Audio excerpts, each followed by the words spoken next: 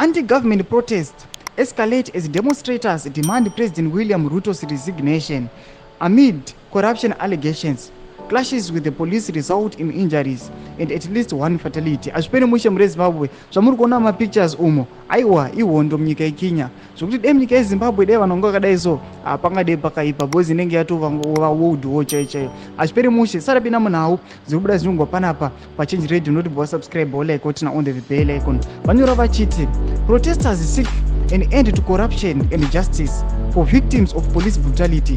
Despite Ruto's concessions, including with the drone tax hikes and a cabinet reshuffle, discontent persists.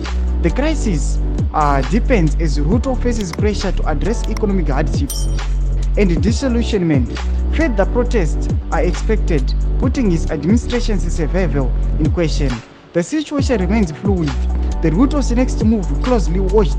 Can his government weather the storm or will the protest bring about change? Azvipere mushe zviri kunzi aiwa vakomana ava vari kuprotesta avava Ruto acharamba akapamira here pakati achapedzera ngokanda maoko mudenga zvake aiwa obva atongoti mumwe munhu ngaachiuya zvake achikontinya achitonga achitorera paasira noda kwokuti aiwa maprotest ari kuitwa munyika yeKenya akaoma mureZimbabwe yes vari kunzi vari corrupt chero mafunga dei aiwo dei zvazvo zvakaita vagari vemunyika yeZimbabwe zvamuri kuona allegations ecorruption aringobuda emadues emotokari emadues emaminerals anachivayo dei munyika yeZimbabwe maprotest aitika tingadei tiri papi chimotodzai mafungiro enyu pene comment section medu subscribe kulike